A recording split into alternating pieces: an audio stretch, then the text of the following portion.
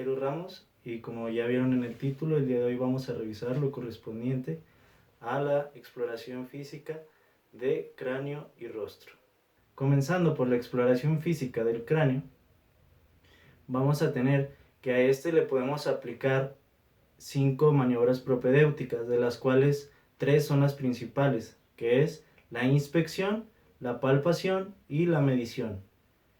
También le podemos aplicar lo que es la percusión y la auscultación, pero estas son maniobras un poco menos utilizadas que las 3 anteriores. A la inspección del cráneo o cabeza, vamos a recolectar datos de acuerdo a su forma y volumen, al tipo de movimientos que está presente y al estado de superficie de la misma. En cuanto a la forma y el volumen del cráneo, vamos a tener los diferentes tipos de cráneo, diferentes tipos de cabeza. Dentro de los diferentes tipos de cráneo o cabeza, vamos a tener un tipo normal, que este tipo normal le vamos a denominar mesatiecéfalo. Este mesatiecéfalo va a tener las características de tener un diámetro antero-posterior de 16.5 centímetros aproximadamente y un diámetro transverso de alrededor de 16 centímetros. También podemos encontrar dos tipos de cráneo, los cuales los podemos meter en un grupo denominado como variantes raciales. Estos dos tipos de cráneo son el dolicoencéfalo y el braquicéfalo. La razón por la que los englobamos dentro de este grupo de variantes raciales es debido a que, por ejemplo, el dolicoencéfalo lo encontramos como una característica de los pueblos germánicos y al braquicéfalo lo encontramos como una característica de los pueblos mayas. El dolicocéfalo va a tener un diámetro antero-posterior de mayor longitud, o sea, va a rebasar lo que son las medidas normales de 19.5 centímetros. Por lo tanto, su diámetro antero-posterior como transversal va a tener casi las mismas dimensiones. Continuando con los diferentes tipos de cráneo, vamos a encontrar el naticéfalo, también denominado como cráneo en forma de nalgas. Se denomina de esta manera debido a que vamos a encontrar un abultamiento bilateral de lo que son las jibas frontales, dando este aspecto en forma de nalgas. Este abultamiento de las jibas frontales lo vamos a denominar como nudosidades de Parrot. Este tipo de cráneo va a ser característico o podría indicarnos una sífilis congénita. El siguiente tipo de cráneo es el turricéfalo o turricefalia. También se le conoce a este tipo de cráneo como cráneo en torre. Este cráneo va a tener un aplanamiento lateral y un crecimiento hacia arriba. La causa principal por la que se da este tipo de cráneo es la oxicefalia o el cierre prematuro de la sutura coronal y sagital. Como consecuencia de este tipo de cráneo, vamos a tener la microcefalia, la cual puede comprometer el desarrollo intelectual del paciente. La plagiocefalia es el siguiente tipo de cráneo. En este vamos a encontrar un diámetro oblicuo de mayor tamaño, el cual nos va a dar la simetría del cráneo. Las principales causas para que se dé este tipo de cráneo va a ser el cierre prematuro de la sutura coronal, seguido de la detención del desarrollo de uno de los parietales. El siguiente tipo de cráneo es el escafocéfalo o la escafocefalia. Este tipo de cráneo va a tener un diámetro antero-posterior exageradamente grande, por lo cual va a adoptar una forma en quilla. La principal causa por la que se da esta deformidad o este tipo de cráneo va a ser el cierre prematuro de la sutura sagital. Otros dos tipos de cráneo que podemos encontrar es la microcefalia y la macrocefalia. En el caso de la macrocefalia puede ser causada por la hidrocefalia o en el caso de pacientes con acromegalia. La macrocefalia también la podemos encontrar en pacientes con enfermedad de Payet en los huesos u osteitis deformante. En esta enfermedad vamos a tener un engrosamiento de los huesos y por lo tanto un aumento del volumen del cráneo causando la macrocefalia. Y ya por último, en la microcefalia, que puede ser causada en casos de anencefalia, donde el producto va a carecer de encéfalo, o en el caso de turricefalia, como ya lo habíamos mencionado anteriormente.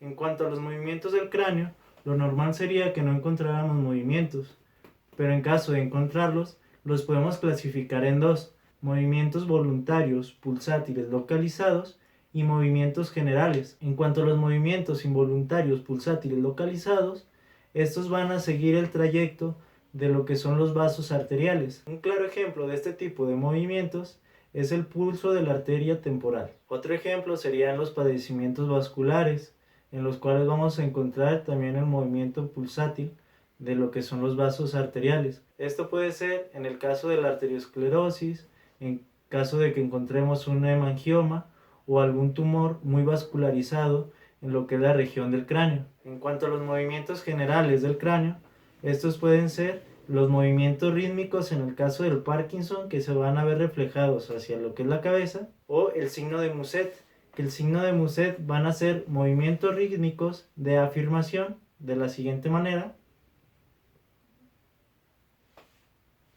y cuyas causas pueden ser de origen cardíaco, las cuales se van a proyectar hacia la cabeza. Entonces, en este signo de Muset vamos a tener que a cada sístole va a haber este tipo de movimientos de afirmación. Dentro de las causas de este signo de Muset va a ser la insuficiencia de las válvulas sigmoideas o semilunares aórticas, un aneurisma aórtico, o en el caso de algún derrame pleural masivo. Otro tipo de movimientos anormales en el cráneo es la persistencia de la fontanela anterior en los adultos. Las dos principales causas por las que se dan estos movimientos pulsátiles en la fontanela anterior es el raquitismo o la distosis cleidocraniana. Estos movimientos pulsátiles de la fontanela anterior los podemos traducir como hipertensión del líquido cefalorraquídeo. Ya por último, dentro de la inspección del cráneo, vamos a tener el estado de superficie. Dentro del estado de superficie del cráneo,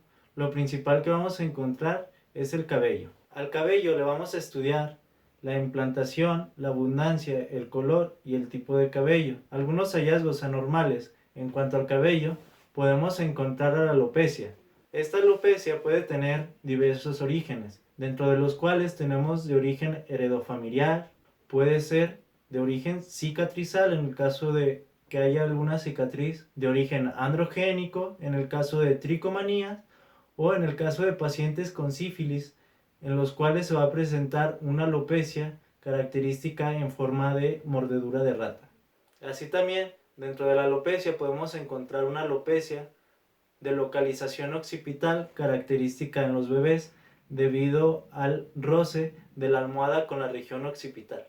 La exploración física del cabello es algo que nos da datos de importancia debido a que sus características nos pueden arrojar datos de algunas enfermedades, como ya lo dijimos en el caso de la sífilis, donde va a haber una alopecia en forma de mordedura de rata. Otro tipo de enfermedades que podemos encontrar son el hipotiroidismo, en el cual vamos a tener un cabello grueso, seco y quebradizo. En el caso del hipertiroidismo podemos encontrar un cabello suave, húmedo y lacio. El color del cabello también nos da datos importantes para enfermedades. Por ejemplo, un color rojizo de cabello nos podría hablar de una desnutrición severa, como es el caso de la enfermedad de Kwashiorkor o de la enfermedad de Addison. La siguiente maniobra propedéutica sería la palpación. A la palpación del cráneo vamos a obtener datos relacionados a la superficie del cráneo, al cuero cabelludo, al mismo cabello, al dolor localizado en caso de que exista, a la temperatura, en el caso de alguna fractura sería la crepitación y los movimientos que éste presenta. En cuanto a la superficie del cráneo, le debemos estudiar si éste es regular o si presenta salientes óseas, también denominadas como exostosis, o si presenta hundimientos o depresiones, o también denominados endostosis. También podemos encontrar nudosidades o ganglios a la palpación, que los más frecuentes encontremos podrían ser los de la región preauricular, retroauricular y de la región occipital. En caso de que encontráramos algún ganglio, le debemos estudiar el tamaño, el sitio en el que se encuentra, la consistencia, si existe dolor a la palpación y el número de ganglios que encontramos. También a la palpación de la superficie del cráneo podemos estudiar lo que es la consistencia. Esta consistencia la podemos determinar como firme, blanda o dura. La consistencia firme sería un dato normal. En el caso de que encontremos una consistencia dura, podríamos estar hablando de un cefalohematoma o una consistencia blanda en el caso de algún edema. Para la palpación del cabello debemos de agarrar el cabello entre dos dedos y a esto le debemos de estudiar los cambios de textura y el grosor del cabello. En cuanto al cuero cabelludo, debemos de estudiar si existe seborrea o engrosamiento de la piel. Ya por último tenemos los movimientos a la palpación del cráneo, que lo normal sería no encontrarlos, y en caso de encontrarlos estaríamos hablando de alguna fractura del cráneo. Para realizar la palpación del cráneo necesitamos hacerlo igual en diferentes posiciones.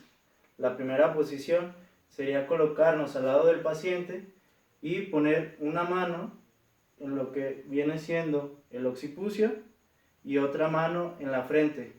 La palpación la vamos a realizar con los pulpejos de las manos y vamos a tratar de abarcar toda la extensión del cráneo. Otra posición sería colocarnos ya sea enfrente del paciente o por detrás del paciente, colocando una mano de un lado y la otra del otro para también abarcar todo lo que es la superficie del cráneo.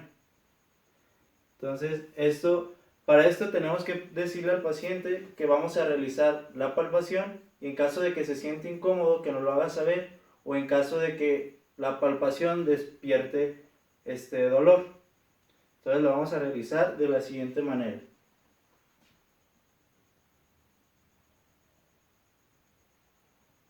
Si siento dolor me dice, ¿ok?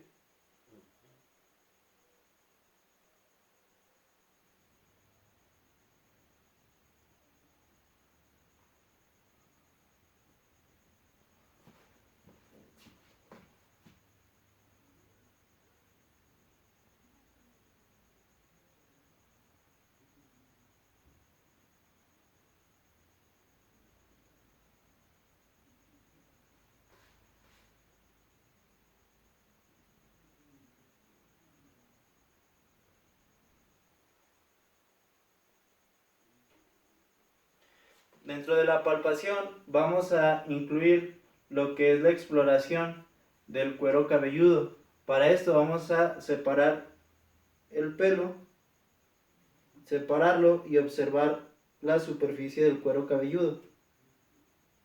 Con esto vamos a obtener datos correspondientes a si hay o no seborrea o si existen algunos sitios de elección o engrosamiento del cuero cabelludo. Una vez ya realizada la palpación del cráneo, vamos a obtener datos relacionados a la superficie, que en este caso sería una superficie regular, sin salientes óseas o algunas eventraciones. No hay palpación de ganglios linfáticos, lo cual es normal.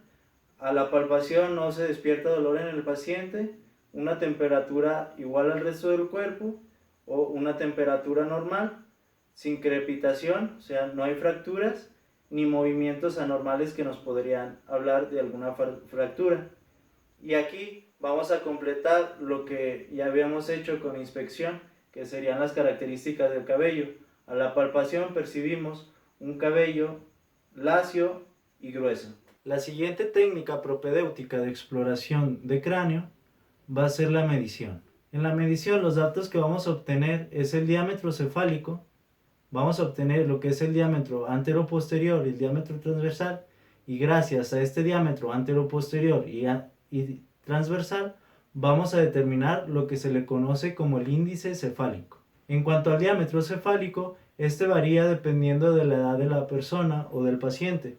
En el caso de los recién nacidos, vamos a tener un diámetro cefálico de alrededor de 35 centímetros como normal. En el caso de un niño de 1 año, el diámetro cefálico debería de ser de 46 centímetros. En el caso de un niño de 4 años de edad, su diámetro cefálico normal sería de 50 centímetros y en el caso de una persona adulta normal, su diámetro cefálico tiene que ir de los 56 a los 57 centímetros de diámetro. En el caso de las mujeres, este diámetro cefálico tiende a ser menor que en el de los hombres. Como ya habíamos visto anteriormente, el diámetro anteroposterior de una persona normal es de alrededor de 19.5 centímetros. En el caso del diámetro transversal en una persona normal es de 16 centímetros. Con estos dos diámetros, tanto transversal como anteroposterior, vamos a determinar lo que es el índice cefálico. Este índice cefálico lo vamos a determinar dividiendo el diámetro transversal entre el diámetro anteroposterior y el resultado lo multiplicamos por 100. El índice cefálico nos va a servir para determinar el tipo de cráneo que presenta una persona. En el caso de que sea un cráneo mezatiecéfalo o un cráneo normal, va a tener un índice cefálico de 80 a 82. En caso de que encontráramos un diámetro igual o menor a 75, estaríamos hablando de un cráneo dolicocéfalo. Y en el caso de que encontráramos un índice cefálico igual o mayor a 84, estaríamos hablando de un cráneo braquicéfalo. Ya por último tenemos a lo que es la auscultación y la percusión, las cuales son dos maniobras propedéuticas un poco menos utilizadas en la práctica clínica. A la percusión vamos a obtener un dato o un signo denominado como ruido de olla rajada. Este ruido de olla rajada se va a realizar percutiendo con 3 dedos de manera directa sobre el vértex del cráneo de la siguiente manera. Para la percusión y para determinar lo que es el signo de o ruido de la olla rajada, vamos a percutir con lo que es el índice medio y anular sobre el vértex, que sería el punto más alto del cráneo. Lo voy a percutir o lo voy a hacer pequeños golpes en su cabeza, ¿ok? Que sería de esta manera. En este caso, pues no se escucha este ruido de la olla rajada. En caso de que encontremos este ruido de olla rajada, estaríamos hablando de alguna hipertensión intracraneal por hidrocefalia o en el caso de algún tumor cerebral. En el caso de la auscultación, lo único que se va a percibir son soplos. Estos soplos los podemos dividir en aquellos que son de origen cardíaco y se proyectan hacia el cráneo y aquellos que son de origen craneal. A la exploración física de cara o rostro le vamos a aplicar 3 maniobras propedéuticas, que es la inspección, la palpación y la percusión. A la inspección de la cara o rostro vamos a obtener datos relacionados a la forma y el volumen, a las facies, a la simetría, si hay presencia de edema o mixedema, al estado de superficie, movimientos y color, que debería de ser igual al resto del cuerpo o un poco más oscuro debido a que es una de las zonas corporales más expuestas a los rayos ultravioletas del sol. Tenemos diferentes tipos de facies, de las cuales vamos a explicar algunas en forma de lista y vamos a explicar cada una de las características de la misma. La primera facies que vamos a explicar es la facies hipocrática o agónica. En esta facies hipocrática o agónica vamos a tener un paciente pálido, con piel ceniza, va a presentar sudoración viscosa, una respiración superficial, las mucosas del paciente van a estar secas y la piel se va a encontrar adherida a planos profundos, por lo cual vamos a encontrar los ojos hundidos, así como una ptopsis palpebral, la cual va a ser la caída de uno de los párpados. Esta facies hipocrática va a ser característica de aquellos pacientes terminales. Otro tipo de facies que vamos a encontrar es la facies bultuosa o febril, en la cual vamos a encontrar un paciente con rumiquidez principalmente en lo que es la zona de las mejillas o los pómulos, así como un aumento del brillo y congestión conjuntival. La facies parkinsoniana, la cual es característica de aquellos pacientes con dicha enfermedad, el Parkinson, y estos pacientes los vamos a encontrar con su mirada vaga y va a ser una facies inexpresiva o también denominada como hipomimia. La facies addisoniana en la cual vamos a encontrar a las personas con una piel oscura, principalmente en lo que son sus mucosas y piel. La facies lónina o facies lepromatosa es un tipo de facies en la cual vamos a encontrar estos pliegues de la piel característicos por engrosamiento de la misma, en la cual va a haber una infiltración lepromatosa de la piel. La facies hipertiroidea, característica de aquellos pacientes con hipertiroidismo, en la cual vamos a encontrar exoftalmos o prominencia de los globos oculares. Vamos a encontrar al paciente con una mirada fija y una expresión de ansiedad, así como un parpadeo excesivo. La facies mixedematosa, en la cual vamos a encontrar hinchazón de la cara con un signo de Godet negativo. En esta también encontramos engrosamiento y aspereza de la piel, con caída de las colas de las cejas y una expresión torpe del paciente. En ocasiones también podemos encontrar macroglosia, que es el crecimiento de la lengua, y la principal causa de este tipo de facies es el hipotiroidismo. La facies cuchinoide, en la cual vamos a encontrar la cara característica en luna llena, vamos a encontrar una piel fina eritematosa con aumento de la vascularidad y por lo tanto un aumento de lo que es el vello y aparición de acné. Otros datos que podemos encontrar junto a esta facies cuchinoide podría ser el tórax en búfalo, podríamos encontrar lo que son víbices color violeta en el abdomen y un estrechamiento o adelgazamiento de las extremidades del paciente. Una facies característica del embarazo va a ser el cloasma gravídico, en el cual vamos a encontrar hiperpigmentación en lo que es el dorso de la nariz, la frente y las mejillas. Y como ya lo dije, pues es característica del embarazo. La facies acromegalia, característica de pacientes con acromegalia. Esta facies pues se va a presentar protusión de lo que es la mandíbula, acompañado de una protusión de lo que es el hueso frontal. En pacientes con esclerodermia, en los cuales vamos a encontrar una facies con rigidez en la expresión debido a esta acumulación excesiva de colágeno en la piel. La facies adenoidea, en la cual vamos a encontrar al paciente con la boca abierta, protrusión de la lengua, al igual de la mandíbula, párpados caídos y un aspecto atontado. Ya por último explicaremos lo que es la facies mongólica, característica de pacientes con síndrome de Down, en la cual vamos a encontrar la implantación baja de las orejas, ojos rasgados con epicanto, nariz o puente nasal aplanado y en ocasiones podemos encontrar a la macroglosia. Otro de los datos que encontramos en inspección de la cara o rostro es la simetría de la cara. Esta va de la mano con los movimientos, debido a que para encontrar ciertas anormalidades, como ya lo explicaremos a continuación, es necesario pedirle al paciente que realice diferentes tipos de movimientos para notar la asimetría de la cara. Por ejemplo, cuando hay borramiento de los pliegues frontales, de las arrugas frontales en el paciente, que puede ser característico de una parálisis del nervio facial o séptimo par craneal.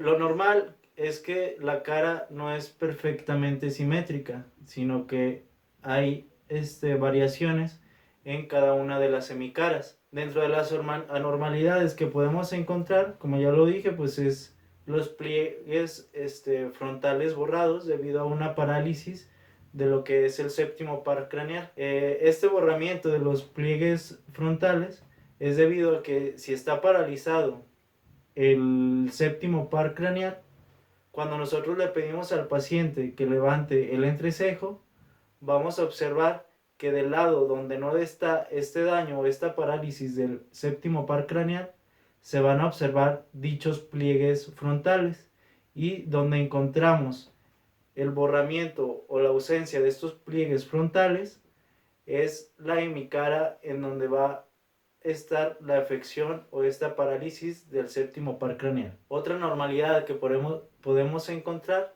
es la ptopsis palpebral, que es la caída de uno de los párpados. Así también podemos encontrar la desviación del eje de la nariz hacia un lado debido a alguna fractura del tabique nasal. Podemos encontrar también lo que es la prominencia o el hundimiento de uno de los globos oculares debido a una ausencia del globo ocular o a un aumento de la presión intraocular en el caso de que exista prominencia. El borramiento del surco nasogeniano, el cual también lo podemos encontrar en el caso de la parálisis del séptimo par craneal. El pliegue nasogeniano es aquel pliegue que se forma desde una narina hacia lo que es la comisura labial. También podemos encontrar la desviación de lo que es la comisura labial hacia un lado, hacia arriba o hacia abajo del eje horizontal.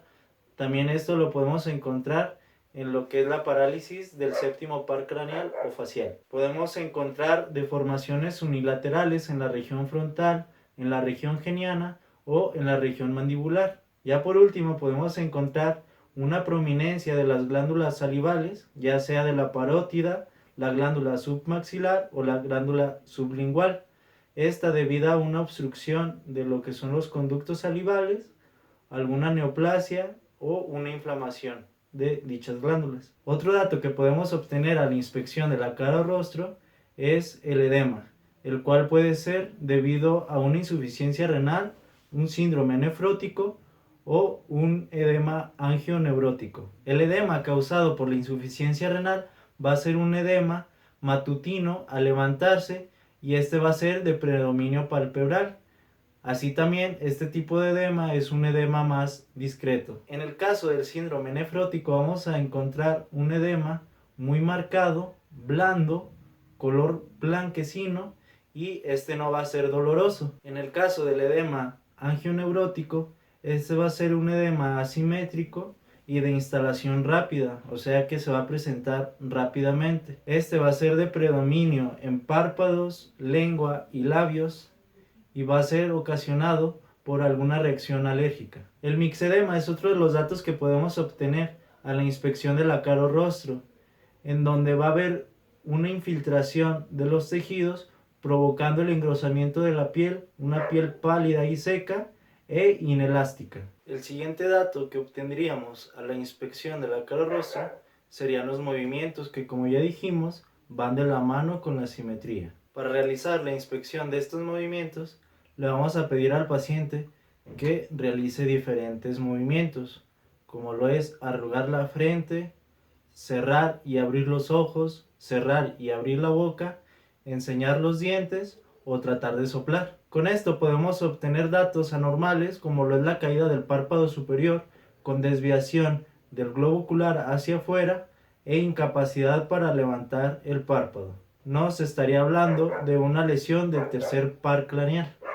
Otro dato que es muy común encontrar sería la parálisis periférica del séptimo par craneal o nervio facial. En este vamos a encontrar la pérdida o el borramiento de lo que son las arrugas de la frente o pliegues frontales. El paciente va a presentar incapacidad para cerrar el párpado o cerrar los ojos del mismo lado de la lesión. Se va a presentar la imposibilidad de los movimientos de los músculos de la región geniana, así como una desviación de la comisura labial al lado opuesto de la lesión. Y ya por último podríamos encontrar el borramiento de lo que es el surco nasogeniano del lado donde se encuentra la lesión y una acentuación de lo que es el mismo surco nasogeniano, pero del lado contrario a donde está la afección del nervio facial. Otro tipo de movimientos que podemos encontrar a la exploración física de la cara o rostro, especialmente a la inspección, serían los espasmos hemifaciales o denominados también como tics. Estos tics son movimientos repetitivos, generalmente unilaterales e intencionados, que podrían presentarse en caso de que el paciente esté nervioso o por angustia. Estos tics nerviosos debemos diferenciarlos de lo que es el tic doloroso, que es un espasmo causado por dolor trigeminal. Para inspeccionar los movimientos de la cara, le vamos a pedir al paciente que realice diferentes tipos de movimientos, como los que ya hemos explicado. Entonces le vamos a pedir a nuestro paciente ¿Se puede retirar los lentes, por favor? Entonces le vamos a pedir al paciente que arrugue su frente, por favor. Hacia arriba. Le vamos a pedir al paciente también, bueno, al pedirle que arrugue la frente, pues estaríamos inspeccionando lo que es el séptimo par craneal, que en este caso estaría normal. Le pedimos al paciente también que cierre sus ojos, los abra. Le pedimos que abra la boca, la cierre, que enseñe los dientes. Le vamos a pedir también que trate de soplar o que haga como si fuera a soplar. Y de esta manera estaríamos inspeccionando lo que es el séptimo par craneal o facial, así como el tercer par craneal. La palpación es otra de las técnicas propedéuticas aplicables a la inspección de la cara o rostro. Dentro de las maniobras que vamos a realizar para la palpación de la cara va a ser la prueba de sensibilidad del quinto par craneal o del nervio trigémino. Esta prueba se va a realizar de la siguiente manera. Para esta vamos a ocupar diferentes materiales. En este caso vamos a utilizar un alfiler o un clip. Vamos a utilizar un pedazo de algodón fino, agua caliente y agua fría. Para esto vamos a pedirle al paciente que cierre los ojos y nosotros vamos a hacer estímulos con estos materiales en ambas semicaras con cada uno de los materiales, y le vamos a decir al paciente, le vamos a preguntar qué tipo de material es o qué material es y que nos diga exactamente la localización del estímulo. Entonces le vamos a pedir al paciente que cierre los ojos, por favor, y vamos a hacer los estímulos correspondientes.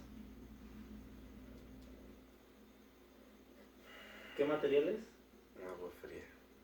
¿Y en dónde le toqué? En la mejilla. ¿En qué parte, señora? Aquí. ¿Qué material es? Agua fría. ¿Puede señalar dónde le toqué?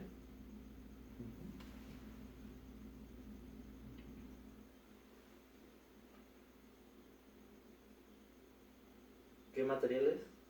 Algodón. ¿Y dónde le toqué? Aquí.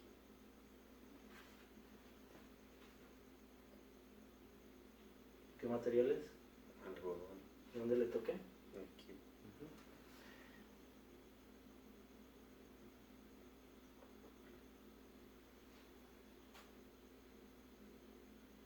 ¿Qué material es? Agua caliente. ¿Y dónde le toqué? Aquí. ¿Qué material es? Agua caliente. ¿Y dónde le toqué? Aquí.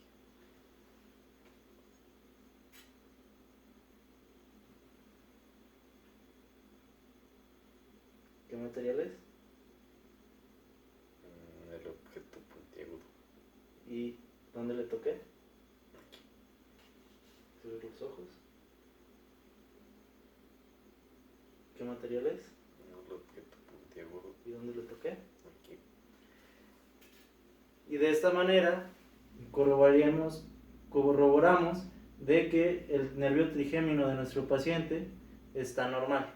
Otros datos que vamos a obtener a la palpación son los puntos dolorosos, los cuales los principales van a ser aquellos que se encuentran en los senos paranasales, que serían el frontal y los maxilares.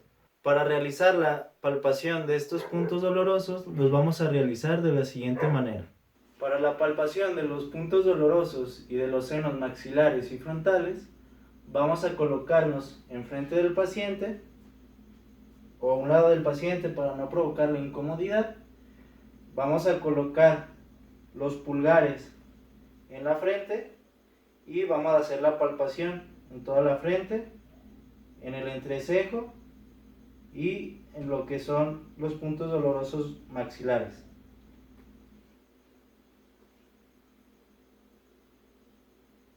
¿Duele? No. ¿Duele? ¿Duele? No. ¿Duele? ¿Duele? No. ¿Duele? No. ¿Duele? No.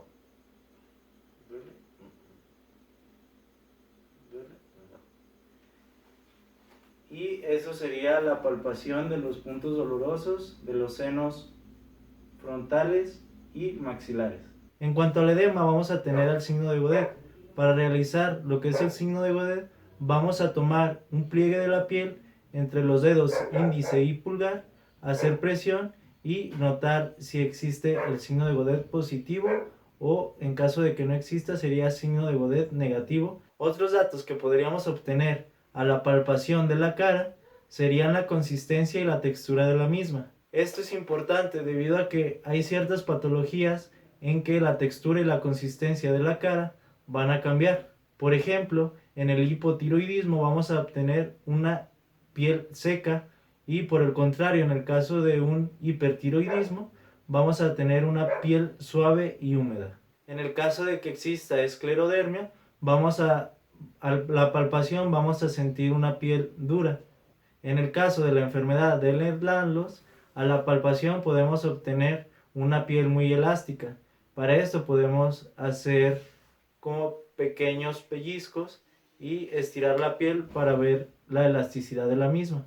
En el caso del síndrome de Werner, podemos obtener a la palpación una piel con muchas arrugas características del envejecimiento prematuro, así como a la inspección. La última maniobra propedéutica aplicable a la cara o rostro sería la percusión. En la percusión podemos obtener datos relevantes como lo son los puntos dolorosos ya explicados anteriormente en lo que son los senos paranasales. Podemos obtener lo que son reflejos osteomusculares, como lo es el reflejo mentoniano para la evaluación del quinto par craneal, que ahorita vamos a realizarlo. Así también podríamos obtener dos signos de importancia para el diagnóstico del síndrome de tetania, los cuales son el signo de Weiss y el signo de Echerich. Para la exploración del signo de Weiss vamos a percutir la rama temporal del nervio facial y vamos a observar si existe contracción de los músculos temporal, superciliar y el orbicular.